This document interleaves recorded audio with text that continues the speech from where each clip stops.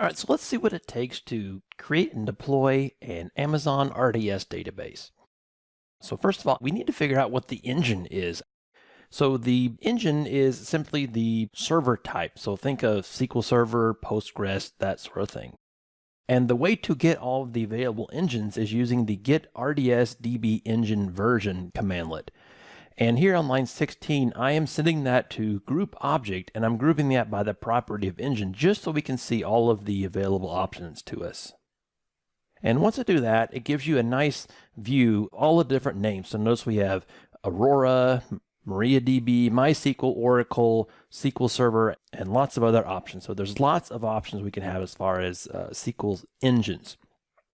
So because I'm cheap and I want to just use the SQL Server Express engine, we're not going to be doing anything crazy at this point. So if you look in the last 4 lines, you'll see SQL Server EE, EX, SE, and Web. That's for Enterprise, SQL Server Express, Standard Edition, and Web Edition. So EX is SQL Server Express Edition, so that's the one we're going to use. And once you figure out the engine you're going to use, then you need to figure out the engine version.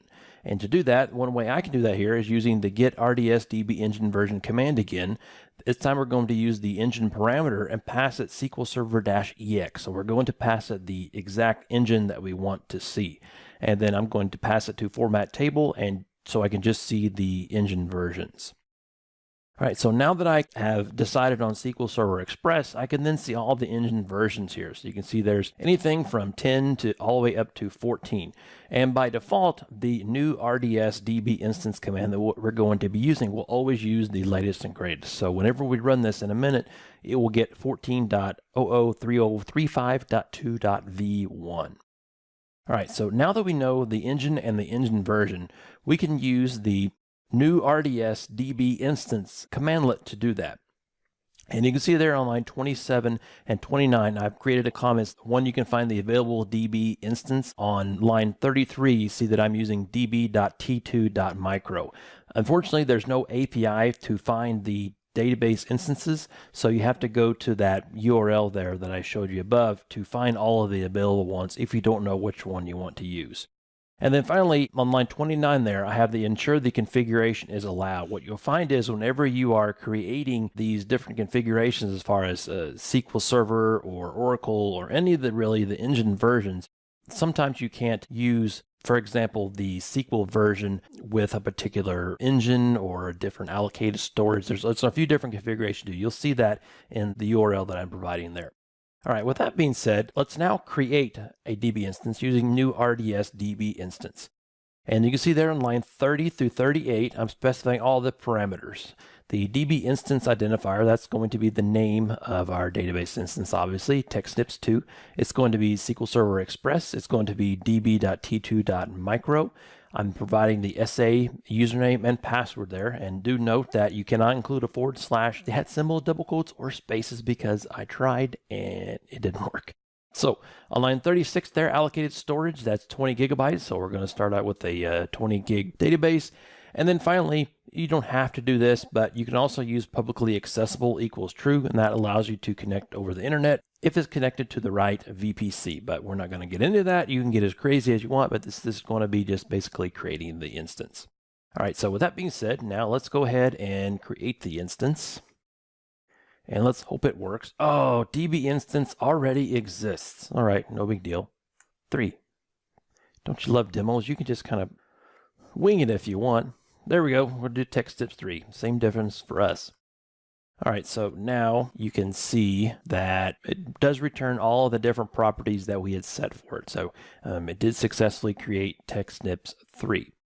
All right, but now notice that one of the properties here has the DB instance status somewhere. So we look over here. There, you can see DB instance status is creating. And you won't be able to do anything with this instance until it is available. So you can return information on your RDSDB instances with Get-RDSDBInstance, and I'm doing that here on line 44, and I'm just looking at the DB instance status property. So I can run this as many times as I want, and you'll see that it's creating. We're essentially just going to have to wait on it. What's going to happen is whenever this gets created, it goes into a creating state, and then it goes into a backing up state, and then finally it gets into an available state. Because I don't want to hit this every time, I'm just going to start a while loop here. And the while loop is just going to check the DB instance status property to make sure it's not equal to available, because when it's equal to available, that's when we finally want it. And it's just going to try this every 30 seconds until it is finally created. So let's go ahead and wait for this until it's done. And when it is, we'll pick back up. All right, so now it finally created. When you create these micro instances, it can be up to 10 to 15 minutes to bring one of these things up. But now, according to our script, we're back at the prompt here and it looks like it's created. So now we can go over to AWS, and now we can see we have TechSnips3 here, and the status is available. At this point, we can go in here and we can see everything that we set. So it's SQL Server Express Edition, DBT2 Micro, and it is now available, and we can do whatever we want at this point because now we finally have a new RDS DB instance created, and we did it all with PowerShell.